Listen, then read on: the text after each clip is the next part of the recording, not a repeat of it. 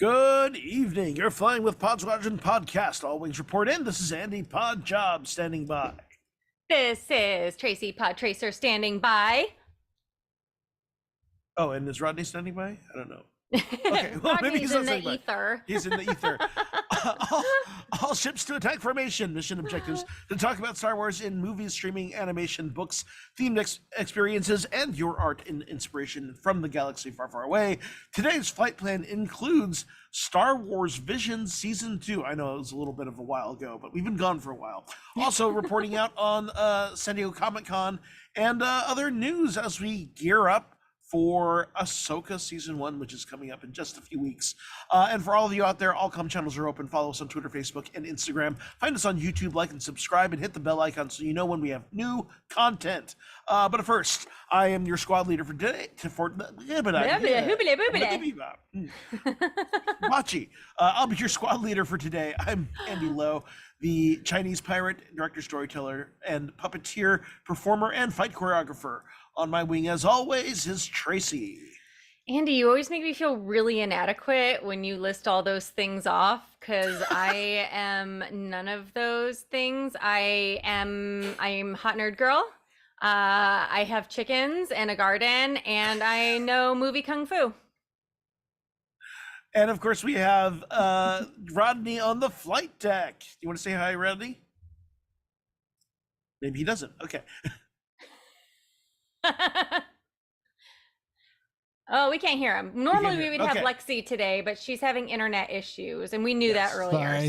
Sorry. I'm trying to juggle a few things behind the scenes here. Yeah, but we're just we're good. I'm here, and thanks for everybody for joining us. Woohoo! Yeah. And we don't know where Jason is. He's just missing.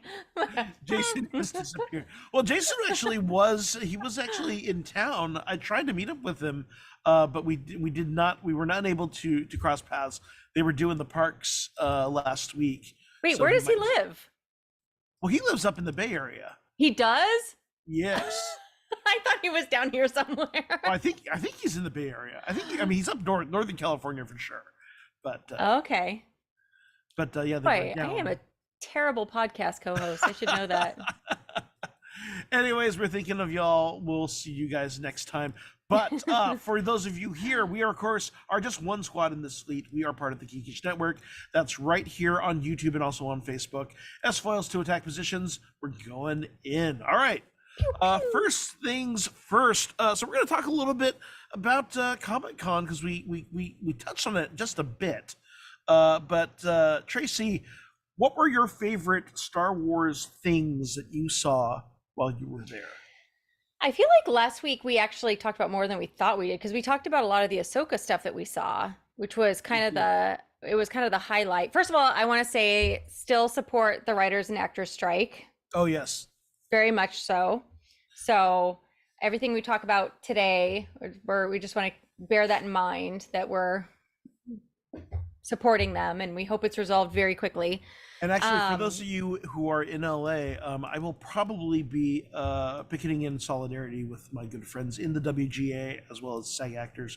So if you are going to be around, trolling around Disney Studios tomorrow, look for me and say hi. Hey, all right. Well, that's good.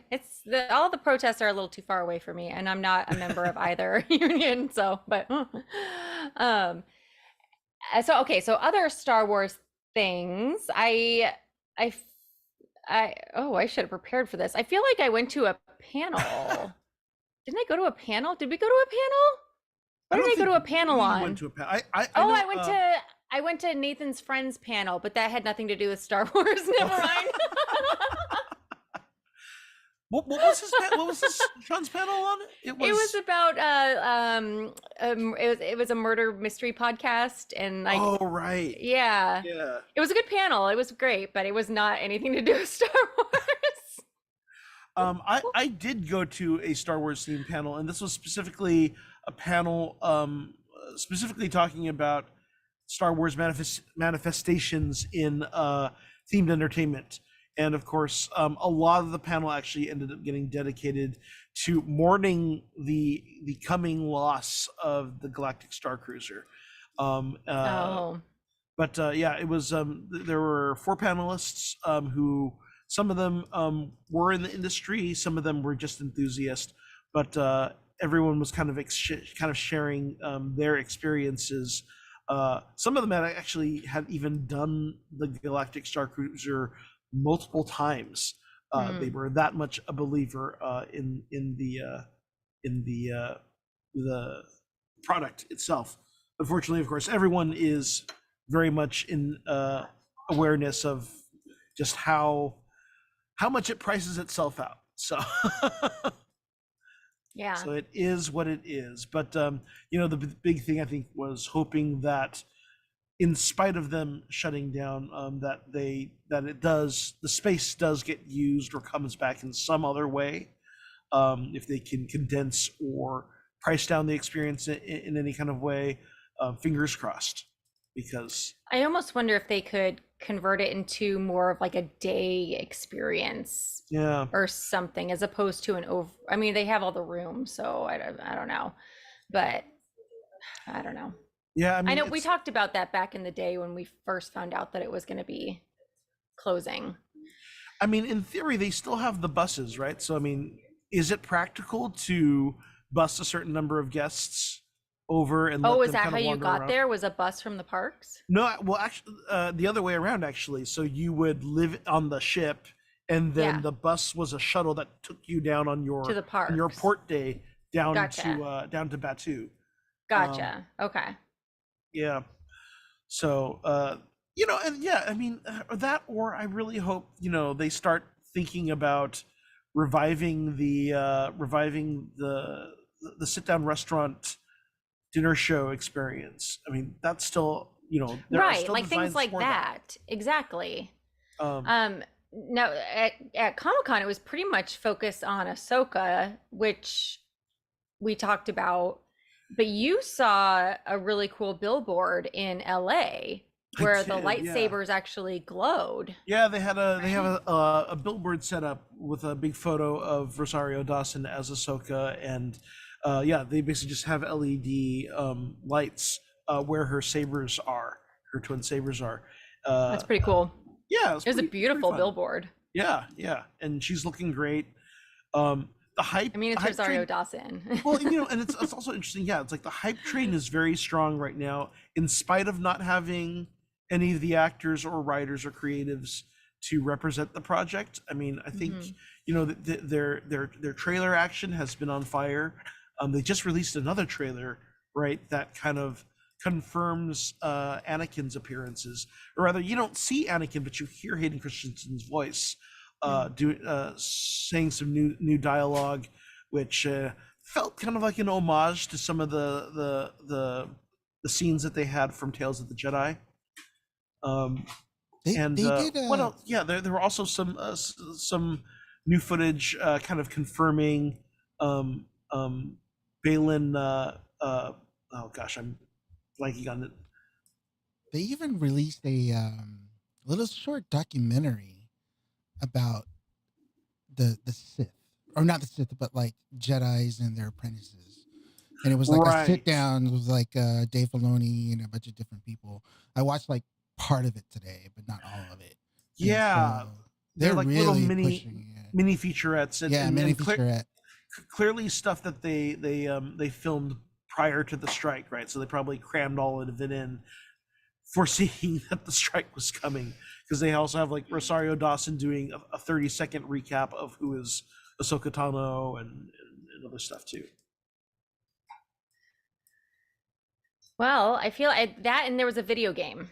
There was a video, Outlaw Run or something. Outlaw something. Oh, They had right. they had a We were speeder there we were that gonna you talk could. about it last week a little bit. Yeah, it's a new open world game, which is essentially Star Wars Grand Theft Auto, and you're kind of a scoundrel, I think. But yeah, it's an open world game. There's a lot of buzz around that, I've been hearing. I think there's been reviews and stuff My posted about favorite it. part of that was somebody had a Grogu in the IG-11 when Grogu's controlling it, and they actually, I mean, it took them several minutes to balance it on top of this Oh, the speeder. cosplayer. It wasn't a cosplayer, it was somebody, it was like a droid builder. Yeah. And they took several minutes to get this thing balanced up on top of the speeder. Now, of course, when people are on it, they're going, whoa, whoa, woo, woo, because it's a video clip. Yeah. And so, of course, the whole video clip, it's just like still, only the background is moving. So, but it's still kind of fun. Like, it would have been fun if like little They Grogu also was had a like fan. moving the little things or Yeah. something. Well, they had They had a yes, but that didn't a- affect IG-11. Grogu doesn't have any like, hair besides fuzz. But so it, like, it would have been he has neat. ears that can flap in the wind. Well, this one didn't, because it was Okay. basically this. But yeah, it would have been fun if like the little Grogu like actually moved the controllers or something. So it was like we were all just watching it like completely still for like this like whatever 10-15 seconds it was. So I got a fun photo op on there. I got a cute one of my mom too. I really want to post, as soon as the strike is over, I'll post all these photo ops. They were really fun. But it was kind of cool to see that and see them trying to balance this thing so it didn't fall over and break. Yeah, I So- think I saw that that droid builder, because they were pushing it around in like a little utility cart. Yeah, it was like a around the utility floor. cart. It was funny. basically cut off at the waist. Yeah. So, but other than that, that was pretty much all the Star Wars. I went to so few panels because there wasn't. I went to fewer than I wanted. I wanted to go to some more panels, and just by virtue of like not making it there on time. You know, the other thing is too, they usually try and plan all the Star Wars So- panels for a single day, and sometimes it makes it hard because, particularly when people are getting into lines, it's like you can only get into one or two lines, and by the time Well, you get out of one panel, you know the other panel's going in, you can't get into that line. Well, and it just takes forever to get anywhere. So you can say, I want to go to this panel at 11, and then you know, by the time you park, it's 1 minute past the panel start time, or by the time you're hanging out with friends, and by the time you finish eating lunch, the panel's already it's like Yeah. there's all these different variables, and I've learned over the years that at Comic-Con you just sort of have to go with the flow. You really can't have a plan. But also the panels, a lot of the panels, unless it was fandom type panels, they couldn't talk about the properties that the panel was about anyway. So Sure. and I know this was the same thing at Star Trek Las Vegas, was, they could talk about they could ask questions about their personal lives. It makes me think of the Family Guy episode where he goes to the Star Trek convention and everybody keeps popping up and they're like, I have dry skin. Why is that? And they're like, well, your showers are probably too hot. And Stewie's like, has like this super techie question that he really wants to ask. And then like all these like random questions keep popping up that have nothing to do with Star Trek. And then they're like, okay, panel's over. Bye. And it's like, so it felt like, I mean, I wasn't there, but that was kind of the impression I got, was that it was kind of like that Family Guy episode. So, I did see. Did you see the animatronic Grogu over at the Garner Holt? no. Yeah, I mean they've had this up at a few different cons, but it is a. I saw your video of it. Yeah, and I think we posted it on the social medias, but yeah, they have the fully operational Grogu sitting in his little egg. Fully operational. Hi, hello. I am programmed in multiple techniques. Sorry. But he does this little hand thingy and he blinks his eyes. It's pretty cool to see it up close. And they of course cannot admit as much, but I'm pretty sure, or at least I would guess, they're probably the ones who built a similar build for the Grogu photo op appearance in the park as well. Which I still have not seen because going to the parks is expensive. Is expensive. What other I'm not like you cool people who have an annual pass because you can go on weekdays like weirdos who don't have actual real jobs. I have a real job. Shots fired. Pew pew. That's just all jealousy. That's all it is. It's very much. I will wholeheartedly admit it. It is absolutely jealousy. But when you do envy, visit, it's envy. When you do visit the park, you never tell me. I have to see you there. Well, that's because on the rare occasion I'm at the park, I'm with people who are like, I'm usually like on. Oh, cool people. I see how it is. No, but I'm usually whatever. Fine. I see how it is. No, I'm not just like a regular. It's like I'm doing like I'm going with like my friends who are Club 33 members, and so we're like on this like it's not like people can just pop in and then I'm like, sure. I mean, when I go, I do it right. That's all I'm saying. Okay, Miss Club 33 guest. Okay, other things, cool things. Did you walk around the Hasbro booth at all? I feel like I did, but I don't remember anything specific. Why? I mean, they were showing off a lot of action figures and toys. Of course, they have all the whole run of lightsabers and all that. But one thing I did spot that was really cool was they had a full size action play set of the Ghost. Which I believe was a crowdfunding like proposal, and I believe it got funded. But I mean, the thing was gigantic. It was a good like 3 foot by 3 foot. Okay, I don't remember that at all. Wide. But it was a few weeks ago, and my memory is very finite. It's been some time, but yeah, I mean, it was cool. Basically, like the front gunner bubble popped off. Of course, the lid on the top popped off, and so you could see, the little rec room that they have with their little picnic bench and the little chess table. They had the 2 bunks in the hallway that as well as the cockpit.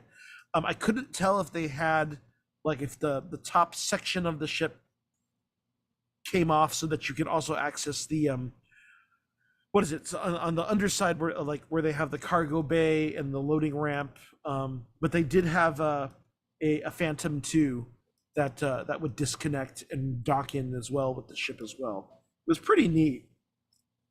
My friend built the big AT-AT, which the one that's like this tall. Was that the Lego one? Yeah. Oh, cool. Yeah, and it was pretty cool. It had lots of different compartments and things and views and things that you could pop on and off, and it seemed a little fragile, some of the parts, but it was awesome. I did see Hot Wheels had a whole display of their full line of both the Micro Machine and the regular scale size ships. Just like tons of ships. I think they even had the TIE Defender too, which was pretty fun to see that.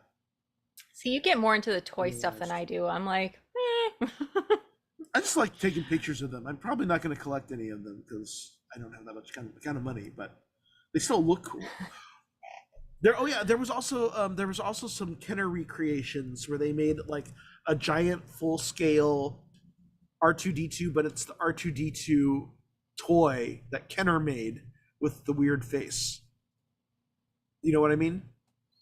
Oh, yeah. So back when we were Yeah. kids, the It's R2D2, like almost like a weird blank face or something. It's well, yeah, weird. and it's like instead of having like the R2, like the it's like he's got like two eyes and one is like a really big eye, and like he's got a Yeah. little red dot where the nose would be. It's like it's goofy. How about favorite cosplays? Any cosplays, Star Wars cosplays that you saw that stood out? Yes. In fact, I sent a picture to Lexi to use in the graphic. A group of my friends did the Marvelorians. It was all Marvelorians. Yeah, it was all Mandalorians, but Marvel characters.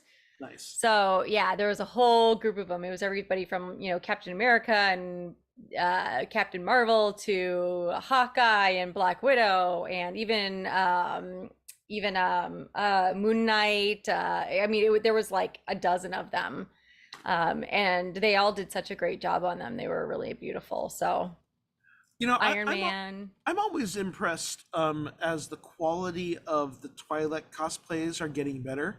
Because I mean, I remember, back in the old day, it literally would be you'd grab nylons. You'd just grab you'd stuff some pantyhose and stick it on your head, and put a headband so you can't see the thing. But yeah, I mean, so there's some people who had some molded stuff that had like a nice shimmer to it or whatever. Yeah. There was one couple I saw that did kind of a mashup, and they were Twi'lek, Nightwing, and Starfire, which was such a random DC Star Wars mashup. Interesting. Really That's I mean, considering that Disney owns Marvel, that is a very That's but to combine, hey, Yeah, I mean, I'm a fan of Nightwing too, so that was cool. I also happened to be around on the staircase on the harbor side of the convention center when they did the massive Star Wars cosplay photo shoot, and that's my always, friend Brandon. That's all him. Oh yeah. I mean, that's always funny to catch if you ever happen to be there when they're doing it, because there are always so many Star Wars cosplayers, and so they have to like categorize. So you'll Troopers, have like someone, you're up. Yes. Jedi, Right. So you're up. Jedi. Mandos. It's like Leia's, all Leia's coming. Well, and a then, lot of people don't realize how much work goes into organizing those, because those are not official. Oh my God, it's so photo many shoots. people too, right? It's like it's crazy, but and they do them for everything. There was a Barbie one there. I mean, literally everything they do a photo shoot for. And I think they were doing like literally categories. They were going, okay, everyone who represents Rebels characters, do the Rebels ones. Then everyone who was like a Twi'lek, all the Twi'leks, and then they do the big group, and that's when they're doing the cattle calls as they try and get people organized, And it's kind of like, okay, is this person, a Mandalorian, or are they a trooper? Okay, armored people up there. Yeah, no, it's a lot of work to put on one of those. It's pretty intense. In fact, I think Brandon didn't do it the last couple of years, and he just kind of started doing it again this past year for Comic-Con, because it's a lot. There was only one Wookiee, and that, so there's a one Chewbacca who was on stilts, so he definitely stood out. I took a picture with him. Well, and it was interesting too, because it kind of got scary because he was clearly on small stilts, but of course the photo op is up on the staircase. So like large crowd, and not everyone really being aware that this is a person on stilts. They're just like, they just see a Wookiee. Yeah. But, he's struggling to get. Don't bump into him. Well, yeah, I mean, he's struggling to see where his foot placement is on the step, and also people are crowding around him, and like, for those who are savvy, kind of calling out, like, give them space, help them up, So anybody, I mean, anytime you do a lot of cosplay events, like I've done a lot of cosplay events. Anybody who's wearing a bucket, you have to kind of look out for Oh them. And yeah. that's why most of them have minders. In fact, the ones who are just like Rebel Legion people or like Imperial officers, they're usually in charge of helping the people who are The wearing troopers. buckets. Yeah. Because I you mean, can't see shit in those things. I mean, even back to the movies. I mean, there are so many famous shots of stormtroopers either sliding across the floor or bashing their head into space doors. It's Yeah. it's a real thing. One of my favorite ones, I did see one person who had made an Ithorian. So they had the big mushroom-looking head. Oh yeah, yeah, Made yeah, out of yeah, paper yeah. mache. I did see that. And that was another one where I'm like, I am impressed that you're walking around with this thing. Not only was it butt ass hot, but Yeah. you definitely can't see anything in that. Well, and there was the I might be calling it the wrong thing, but it's like the magic wheelchair people. They're the Oh ones yeah, who those they are raise fun. money to create like really amazing, like they'll create they'll create a wheelchair that's a complete like Millennium Falcon or something, or like a Doom buggy, or like anything that like a kid or an adult who is wheelchair reliant, they'll create these beautiful wheelchairs for them, and I think they're free of charge because it's a charitable thing. And they were kind of front and center at one of the doors, and some of their Star Wars wheelchair creations were really beautiful. TIE fighters, I mean, they do so much. I did see two basically recreations of the Samurai Darth Vader. Um, I think Samurai Darth Vader that was featured as an action figure. There were two people who tried Oh, to recreate that. Um, interesting. Were they it's a pretty gold or not Yeah, gold? they were No, golden. Huh? no, no, No? no, No? nope, No? nope. Why? I know them. Oh, you know them? Yeah, that's No. no, not the same. Not the same as what? It's not the same as the samurai thing. Okay. Yeah, no, never mind. It's a long story. I'll save it for another day. Fair enough. What else did I see? Oh, there was one Thrawn. I did see one Thrawn, which I'm always you know, people who are gonna paint themselves and put that much makeup on. I'm like, oof. We have Benja. Benja's here. Oh, Benja's here. Hi, What's up, man? Benja. Benja is OG. We miss you, Benja. Benja, come back. Well, I feel like we've covered Comic-Con. I think we've covered Comic Con. Let's see here. Anything else we want to cover before we get to our next topic, which is Star Wars Visions? No, let's jump into Visions. Let's jump into Visions. Comic-Con's old news. So Well, this, so is this Visions. so this is one of the releases that they put out kind of at the beginning of the summer, along with the Young Jedi show. But this was season 2. For season 1 was mostly anime studios. This year they went through and did put the offer out to a number of different animation studios in Europe and Africa. How did you feel about the series this year, Tracy? I actually enjoyed it much better than the first season. Really? Well, Absolutely.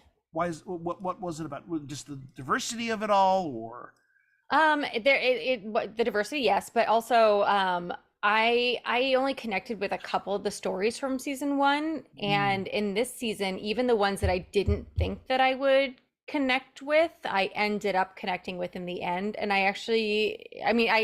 there were ones that I enjoyed better than others for sure, but I really legitimately enjoyed every single one of the shorts, whereas I didn't in season 1. Season 1. Oh, really? Mhm. Cool.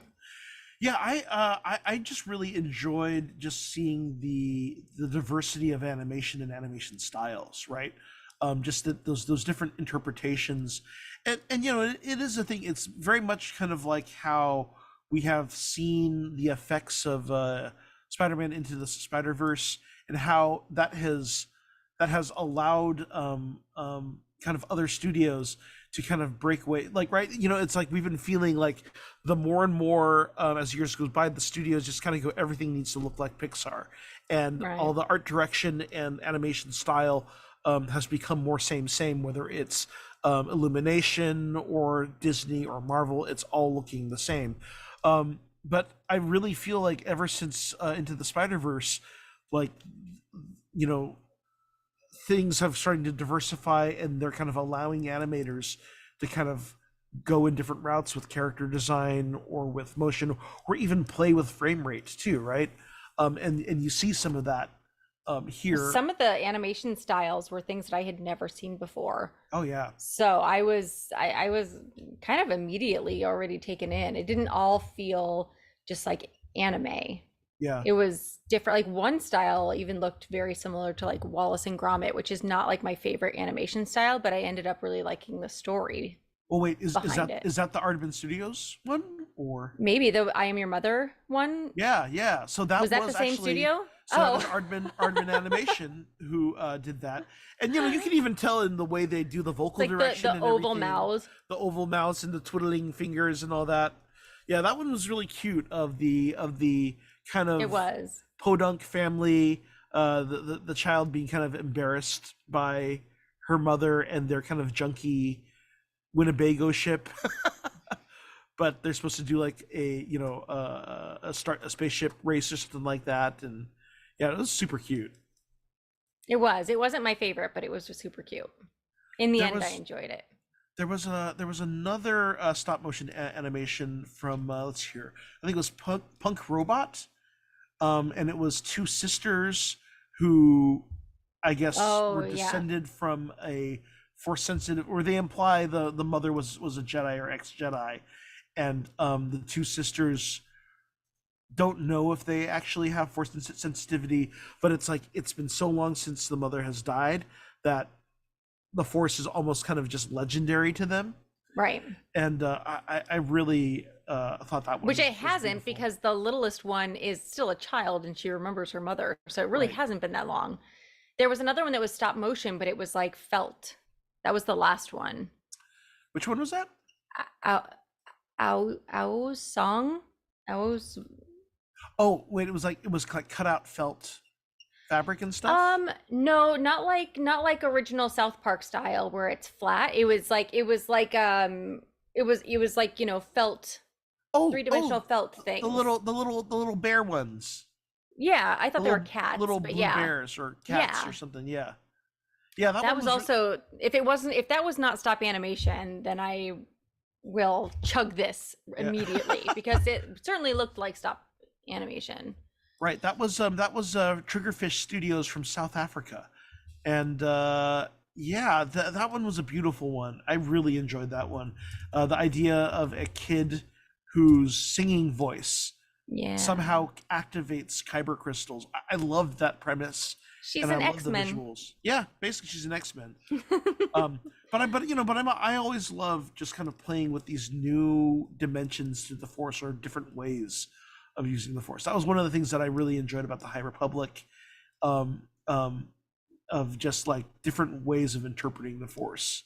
Well, and most of these, several of these, it definitely there was a theme running throughout that basically kidnapping children is okay, whether they are Sith or Jedi or gangsters or whatever. It's like always the kid having to be like, bye to my sister, bye to my brother, bye to my dad. Like it was like Right.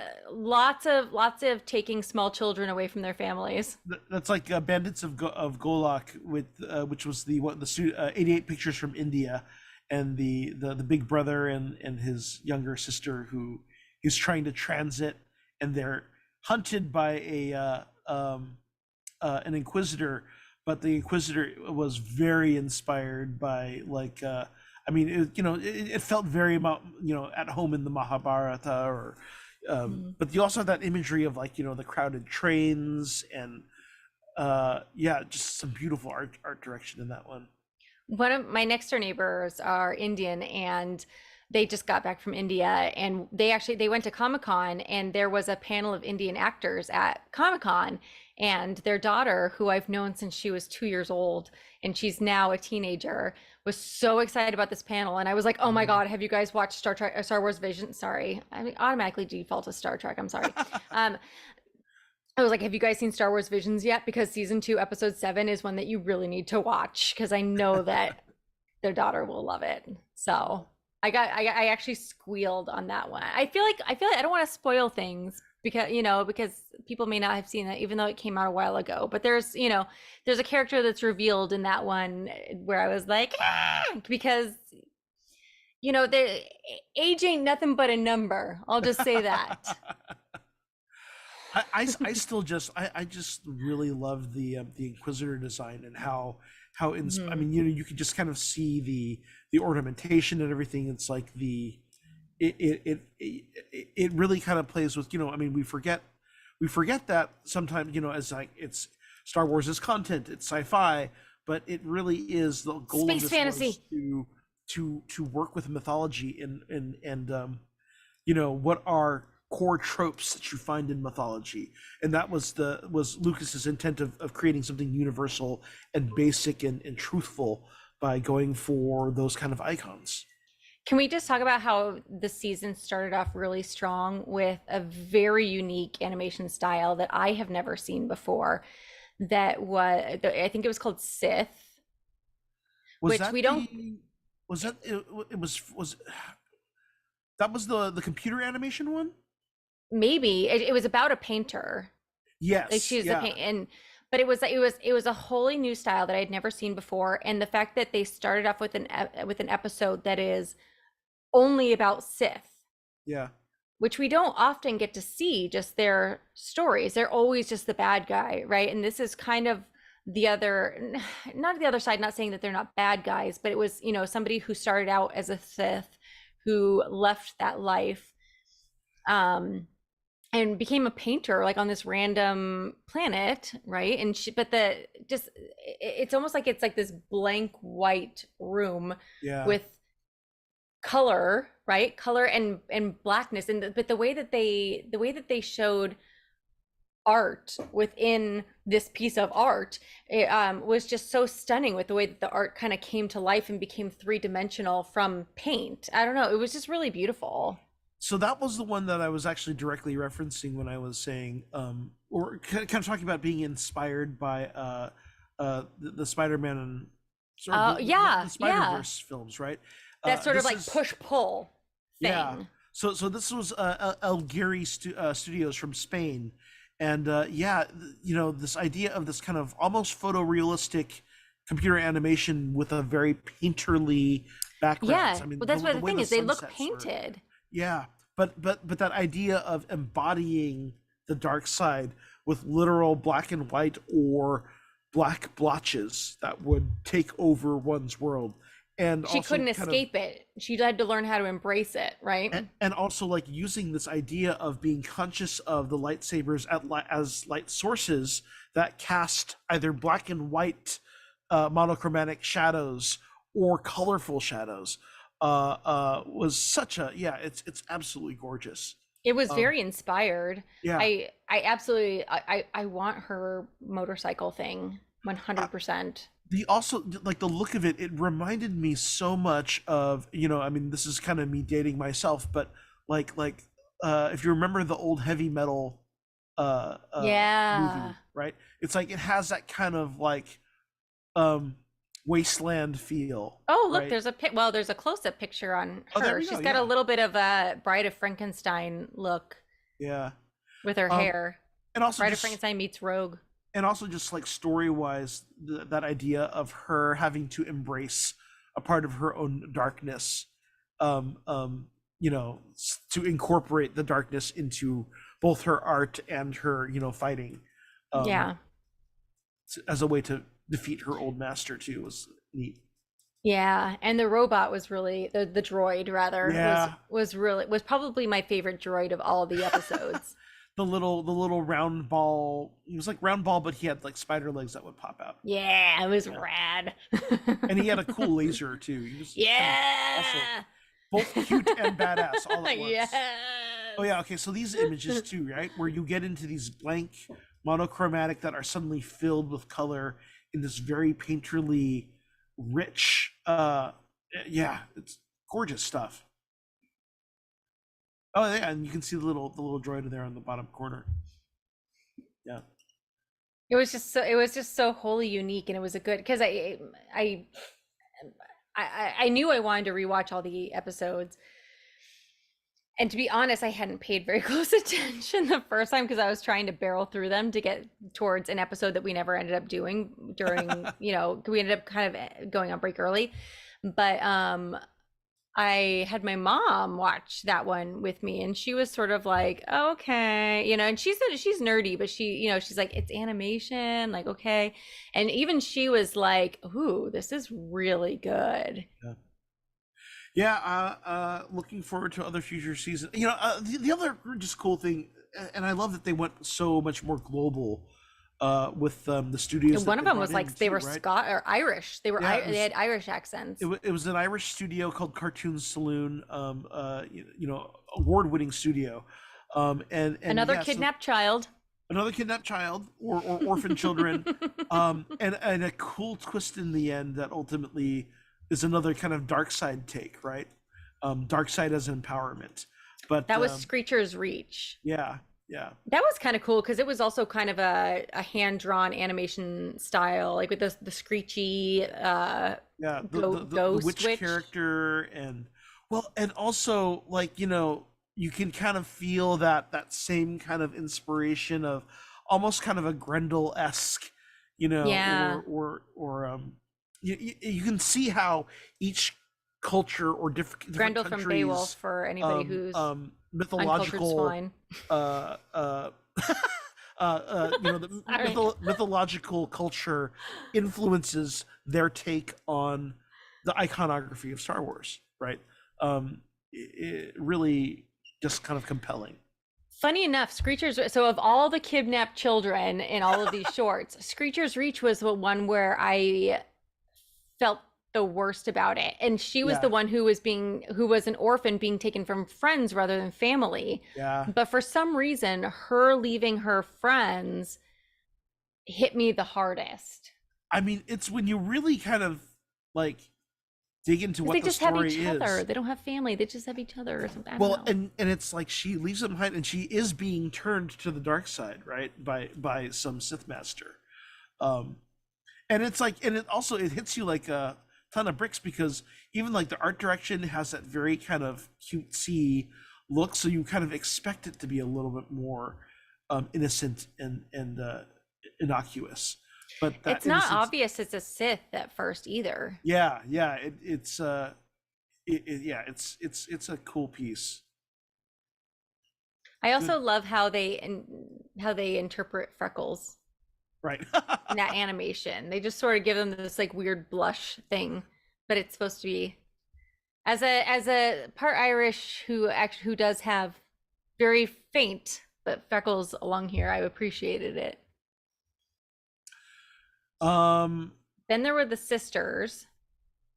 Which one was the sisters? The sisters. The other in the stars. The other stop motion animation one, right? Yeah. Yeah. This one had more of like I guess no, the other one. Anyway, we got out of order at first, so let's talk about this one. This one had a whole kind of story within a story, sort of Deathly Hallows like, where they were telling the story of how their mother had pretty much sacrificed herself to try and get the Empire off their planet. But the cool thing about this paint that you blow it, first of all, it's like magic cocaine, but it also, like, without the star, they obviously have a faith. Yeah, they obviously have a faith that's based in their ancestors becoming stars, right? And their mother is the biggest, brightest star, but because of the Empire and all the mining that they're doing, they can't see the stars, and this paint that they have only shows up in the starlight. Without the starlight, it starts to fade.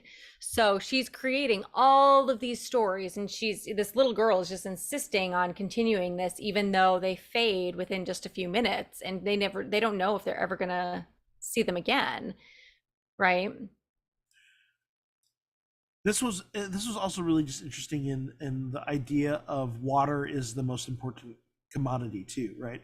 And and then you go that, oh, this is an animation studio from Chile, and you know how water has been kind of leveraged in some South American countries. It's like, ooh, Yeah. yeah.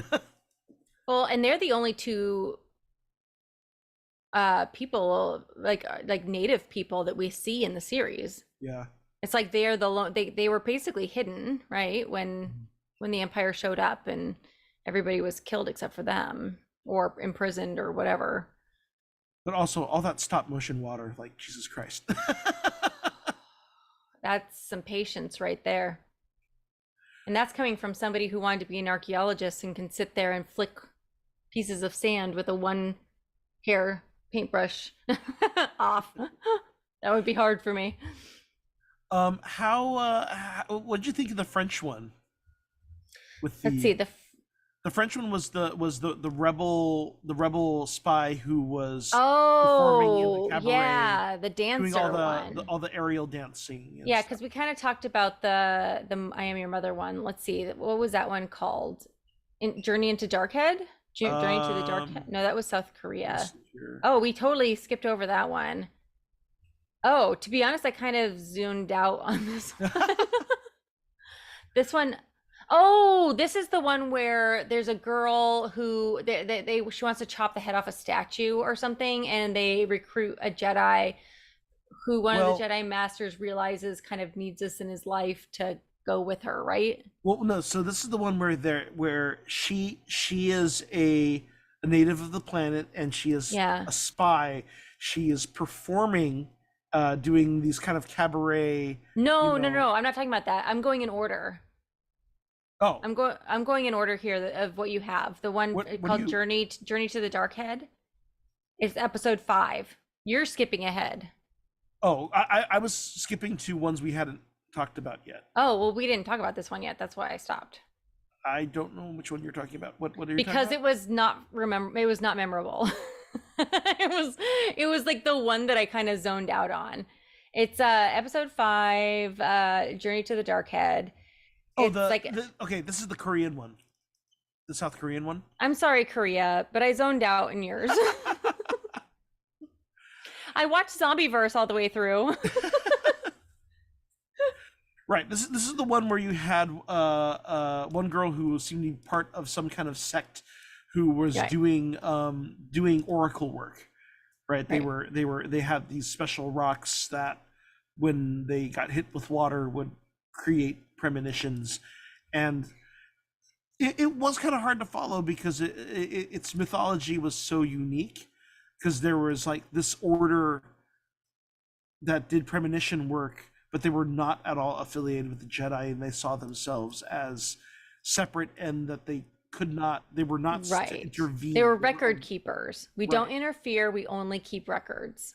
And I just felt like there was so much of that mythology or understanding that world building that was not communicated, and so I Mhm. was like, I just felt like I was catching up. Well, and also the Jedi was kind of being pursued by like a Sith Lord. A lot of it was just kind of them like falling and fighting.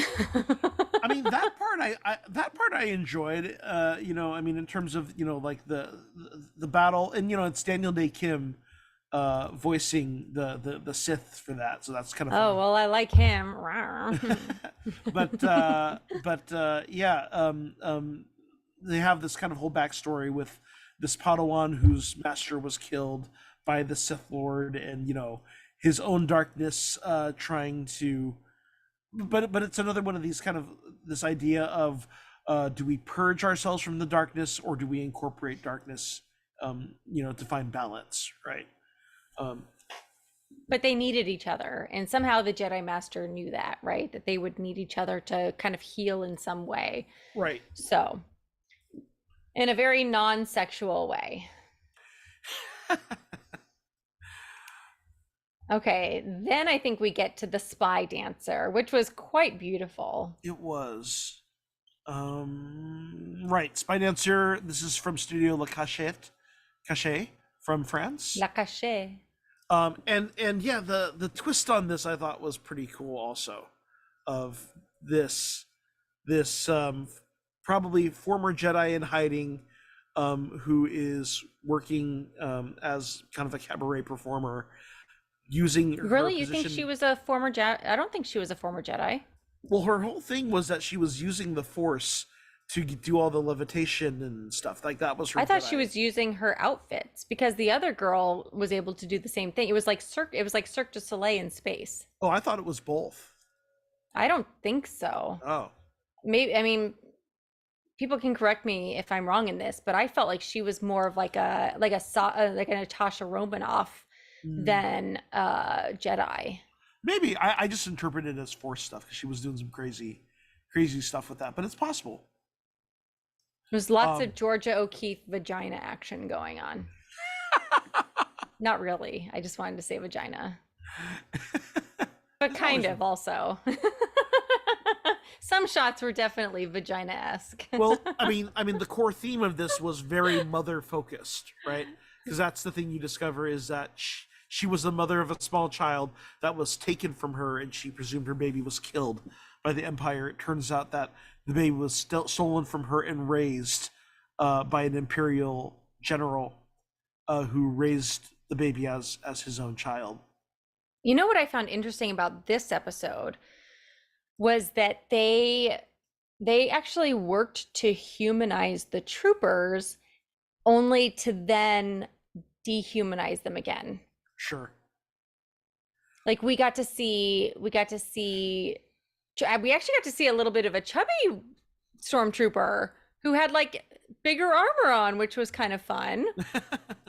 And then we see like, and then at first, when I first started watching it, I actually thought it might be like a Finn origin story, because we don't usually get to see stormtroopers with their helmets off, right? The only time we've ever really seen that I can think of is Force Awakens when Finn takes his helmet off. Right.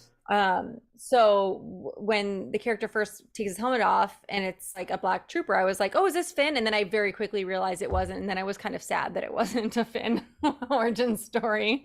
I mean, thematically though, that's very much about what the piece is about, right? Because okay, we're just going to spoil it. So we're going to talk spoilers about this particular one, but it's the whole reveal that she discovers her baby child was raised by the Empire and becomes like an Imperial commander, and so she is supposed to assassinate basically her son, and then she realizes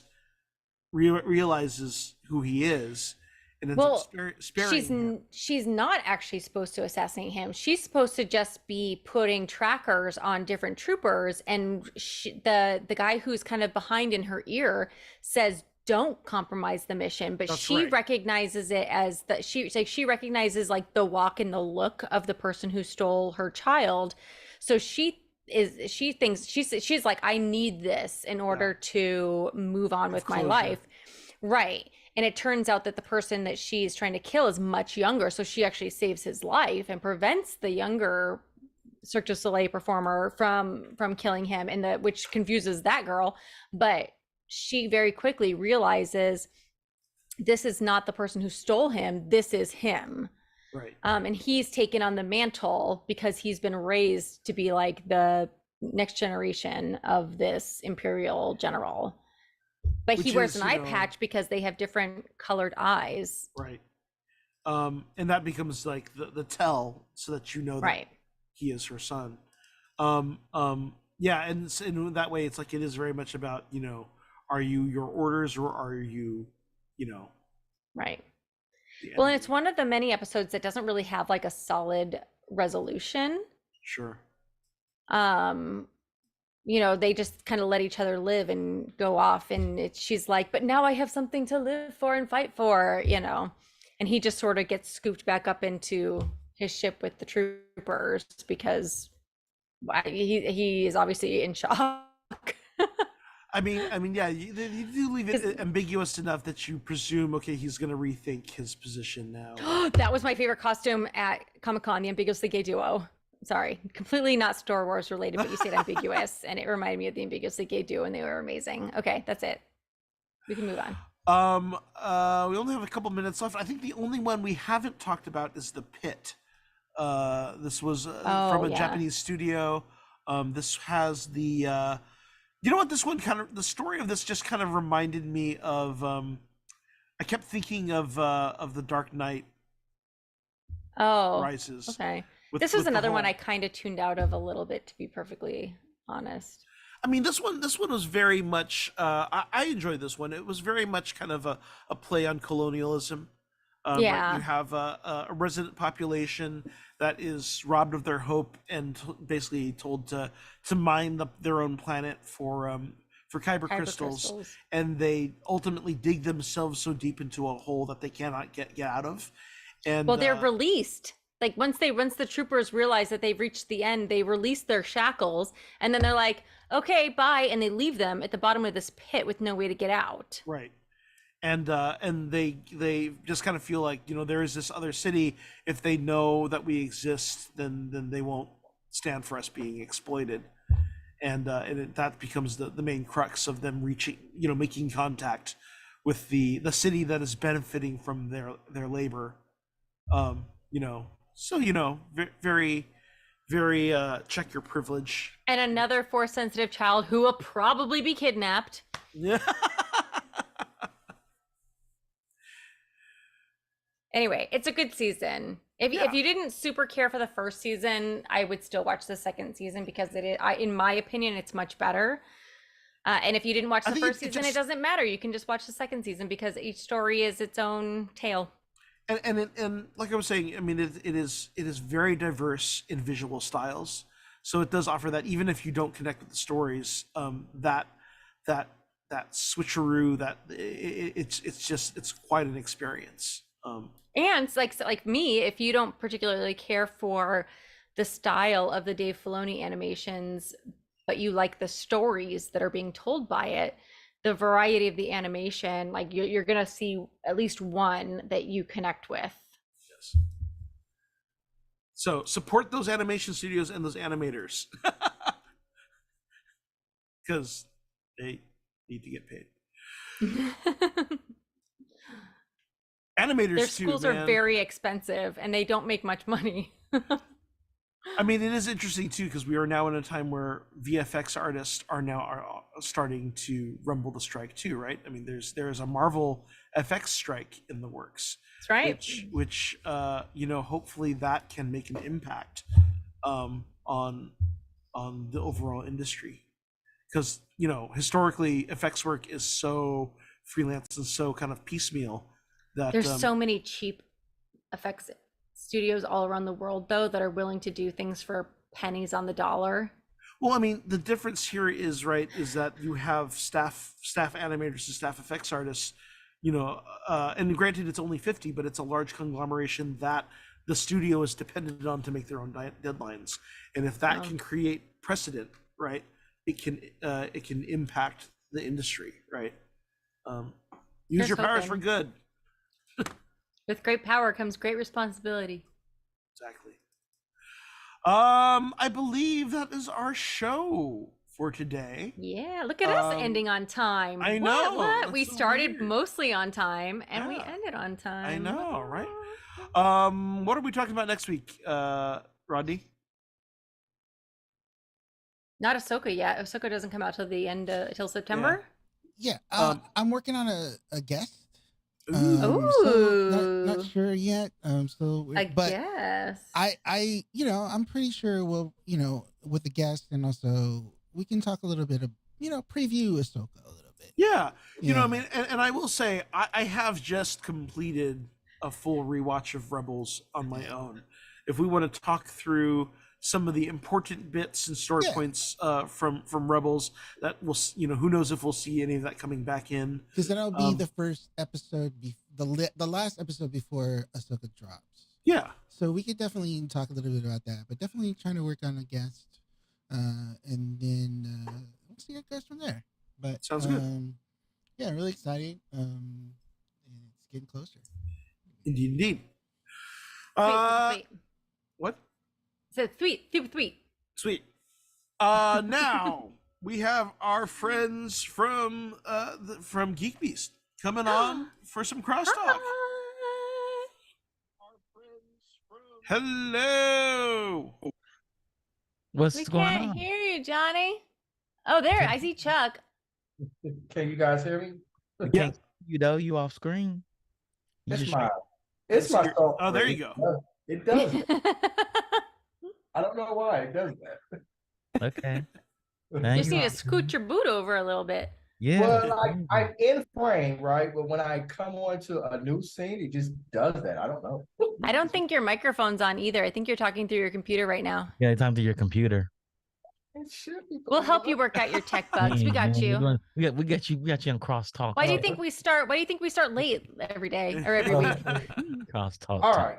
Is that better? Nope. Nope. So got some echo. I hear It's your a lot of movement. echo. Lots of echo. It's off your computer for sure. Well, you sort that out. We can talk. Let's talk Star Wars, you guys. So okay, so Uh-huh. you guys are bigger Hello. gamers than either. Oh, there you go. Can you all hear me now? Now Yeah. you sound You like are you present can- with us. yeah. Yeah. So that. you guys are both bigger gamers than we are. Are you guys excited for Star Wars Outlaws? I am very excited for Star Wars Outlaw. I hate open world games, but I'm excited for this one.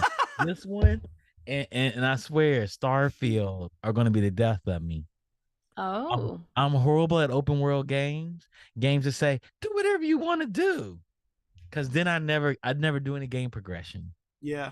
You I know? hear you. I had that problem with Skyrim. I was playing Skyrim for a while, and then I forgot. I don't know what quest I'm on. I can't figure it out.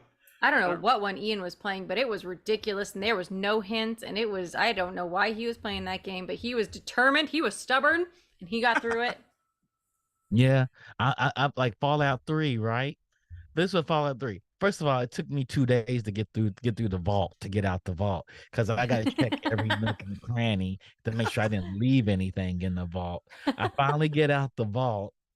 I finally decided to leave the vault. I go to Megatown. I talk to everybody in Megatown, unlock probably 20 something missions, and I hit the nuke button. I didn't think it was gonna really blow up. I thought something interesting was gonna happen, but I didn't think it was gonna blow up. It blew up the town. And I watched my mission log. I watched all those missions disappear. And I was hungry. I was Wait, angry. and then the game kept going, and The game kept going. Oh, You killed all damn. those free guys? Yes, I killed them all.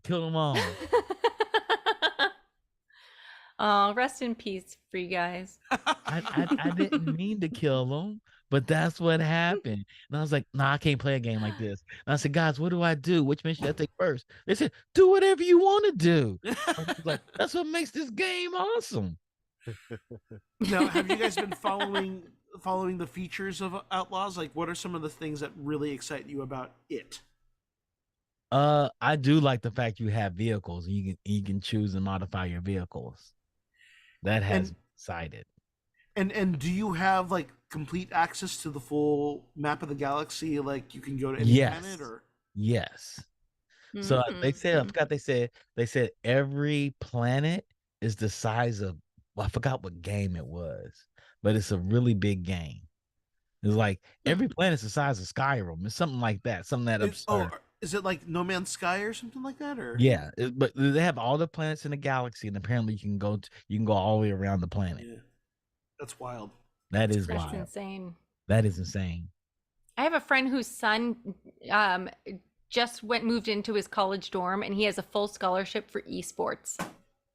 Oh, Whoa, really? great. Yeah. I'm Wow. I'm I didn't know jealous. that was a thing. Wow, These kids that's got amazing. a good life. I these didn't know it was a days. thing either. These kids got a good life, I man. know. It's like Could you ima- some yeah. little Christian college too. Full scholarship esports. That Yes. sounds amazing. Yeah, curriculum.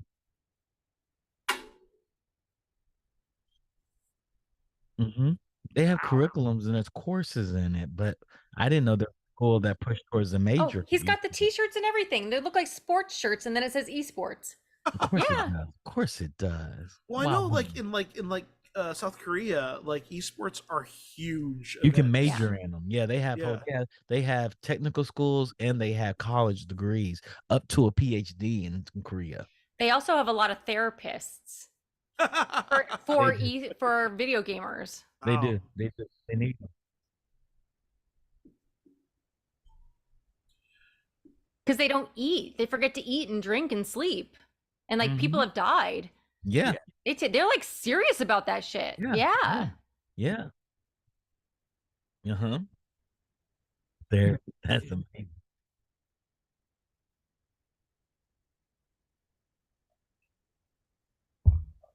Valorant. Oh, crazy.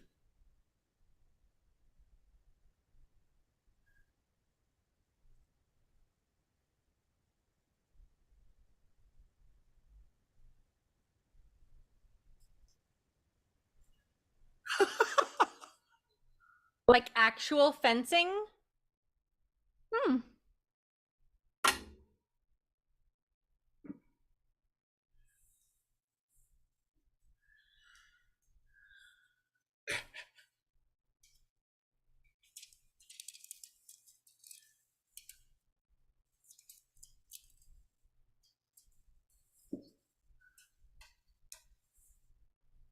Mm. He's I feel like his last name is Fox. He was a basketball player who was married to Vanessa Williams. Rick Fox. Rick Fox. He Yeah. Yeah, because his son didn't want to play basketball or traditional sports, so he had to like mentally shift gears and like get into it to connect with his son, and then he got super into it, and now he owns his own esports team, I right? don't believe that. Rick Fox is super. He. Oh, Oh dear. Yeah.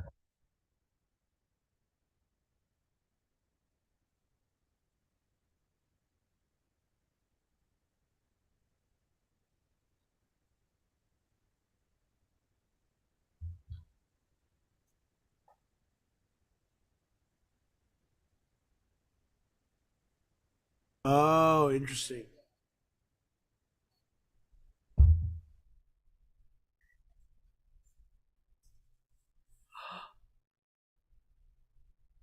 Jeez.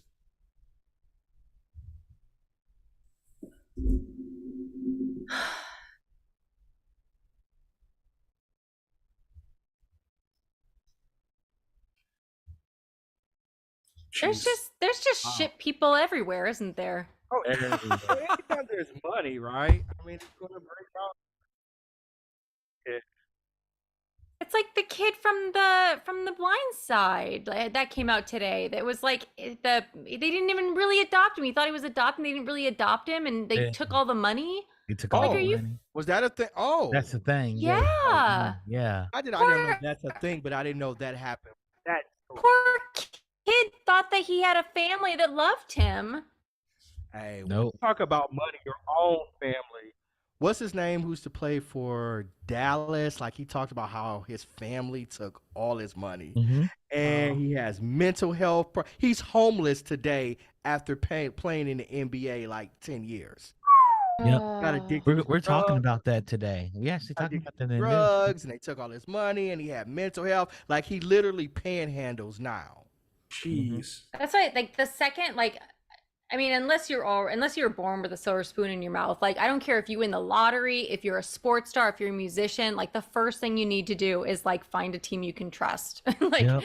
but then it's like so many times they think they trust Oh. somebody and then they get screwed over LeBron- anyway. LeBron was lucky. There was another NBA player. I forgot who it was. They hired a financial advisor, and she turned around and took all his rookie Yeah. money. Well, the thing that they do Damn. is your agent sets up your financial advisor, your financial advisor sets up your lawyer, and they're all like in concert together. Yeah, And they don't know anything. So they go ask their agent, like, hey, who's a good financial advisor? And the lawyer's like, the agent's like, let me tell you about this guy. He's great. And then they go to their financial rob advisor them. that's like, who's a good lawyer? And they're like, let me tell you about this. So they're all just like working And, together. and what makes it bad is you have like when you enter professional sports, you only get paid so much for the first 6 years. Right. For Yeah, there's a football. minimum. Football There's a and minimum, right? Football, and baseball. Mm-hmm. Mm-hmm. Yeah. So in baseball,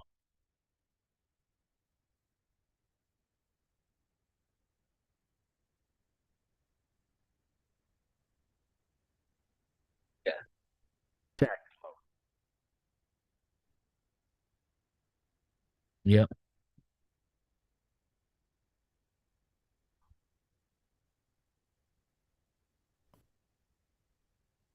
Yeah. Yeah. I hate So people. Rick Fox.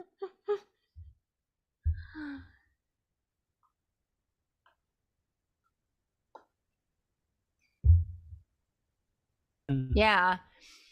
Well, that's why everybody should believe in karma. I don't know about the payoffs. Like I've got a friend in baseball. She talks about how like in the Dominican Republic, like they're taking kids out of like third grade and just Yeah. putting them into baseball camps. And they Yeah. sponsor them and do all that. So when they get a contract, all these sponsors is pay for all these camps and everything. They take like 80% of their salary. Yeah. And like 10% goes to their family. Like they get 10%. It's Well, crazy. I mean, that's kind of what China was doing too, as Yeah. they were trying to they were farming out And yeah. Russia, kids Russia too. to their Olympic training facilities, and it's like Yeah. that's like or even once there became a huge interest in the NBA, like that's how you get Yao Ming, where they just like, okay, we're just investing in all the northern people, and we're just gonna take some of their kids and put them in these basketball training camps their whole lives. Kidnap children, Yeah. Yep. just like the Just like the Jedi and the Jedi. Sith. They've done it with soccer the whole entire time. Like they Yeah. grab kids at what, I think 3 or 4, and prepare them for soccer camps all their lives. They don't even go to school. Never No, gone to that's school. what she was Wow. telling me because her son plays like collegiate baseball, and he's got a shot. But it's like all when they were growing up, like they would just take the kids, and they didn't put them in school. Like they just played baseball, and they Yeah, didn't that's all they do. interact with Yeah. people outside of it. They just played baseball. They've done soccer like that for at least 40, 50 years. This don't work.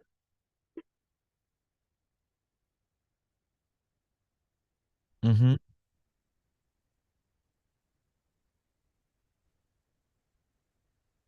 Mm-hmm. Right. Yeah. It's a start. It's a start. Yeah. It's so like MLB, like you have to play 6 years before you can get a big contract. So in order to get a contract maximum, they like for the first 6 years you have to make under $3 million. And they sit there and hold you under that for 6 years. So you can't risk getting injured, and you got to perform after your 6 year to get the big contract. Because by that time they don't really If you care. even made it through high school and college without an injury to get to that point. Well, in Mhm. 6 I years- mean, I don't know about MLB, but like basketball, the average length of a basketball career is like 5 years. Yep.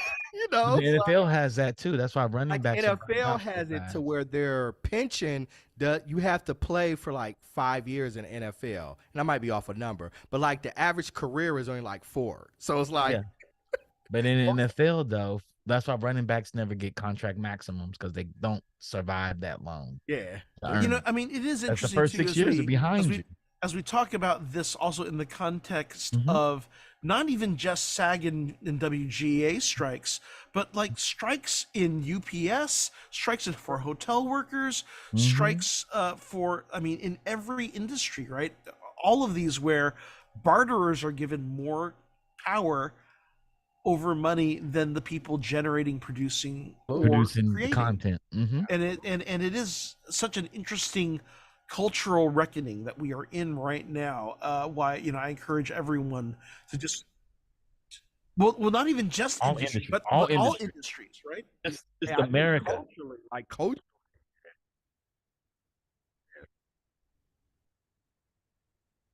Well, and And- I've been on this whole kind of spiral, right? Like digging in on the internet.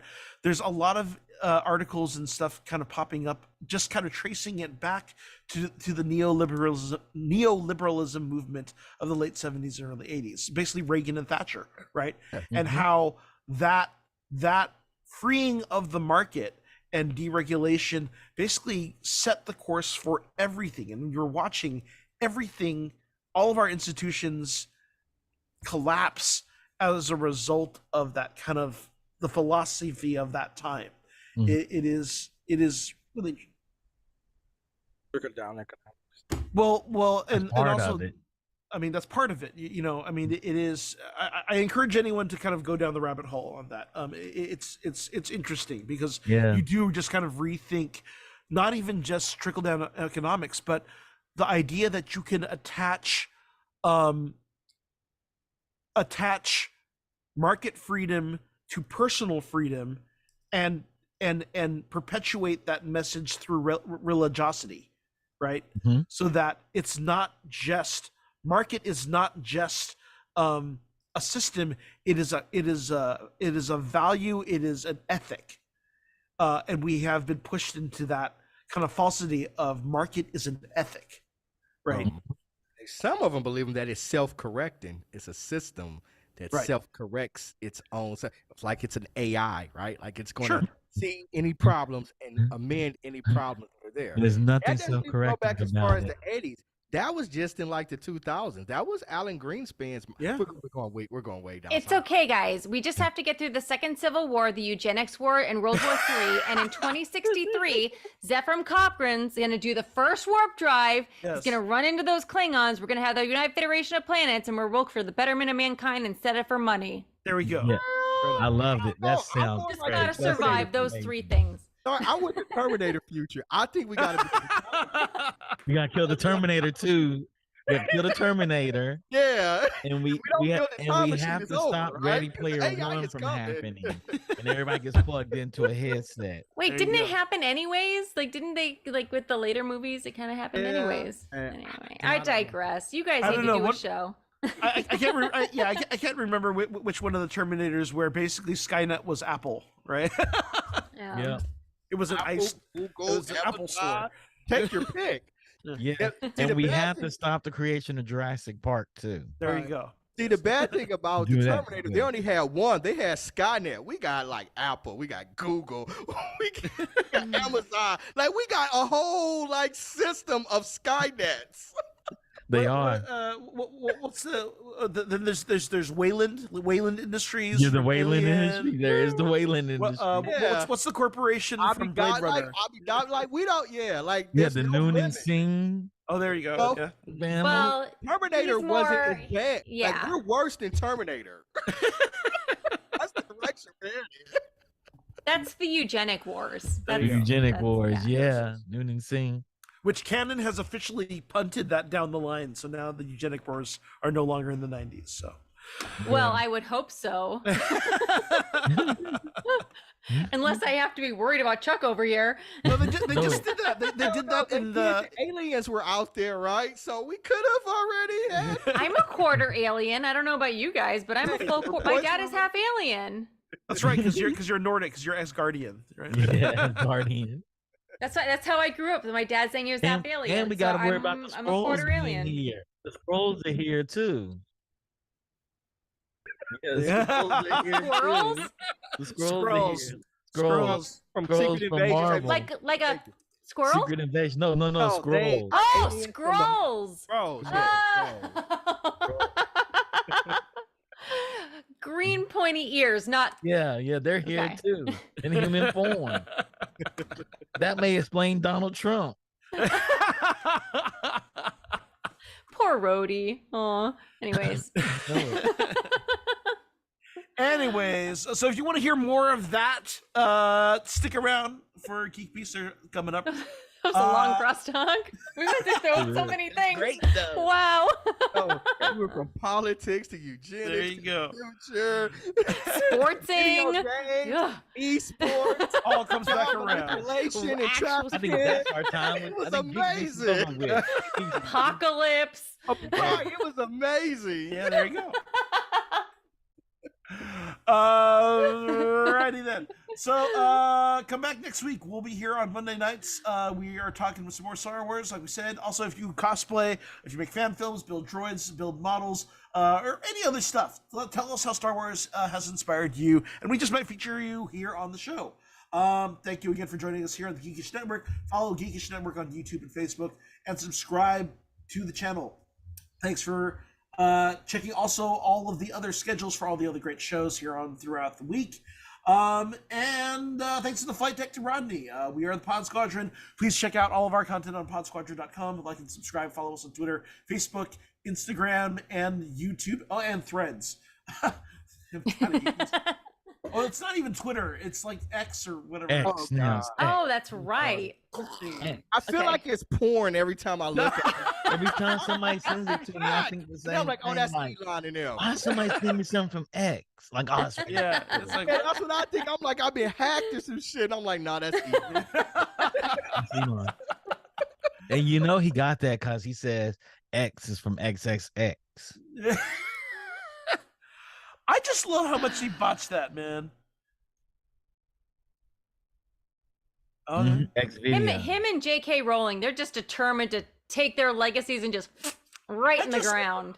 I love that when they changed the sign on the building to an X and then they got fined by the city because no one filed any permits. Right. So It's it's a just goddamn people up sign. there taking it down and shit with no And they're like, permit, no on top of other insurance. You didn't people. block off the street. You didn't put up scaffolds. Yeah, it's just stupid. What are you thinking? I don't know.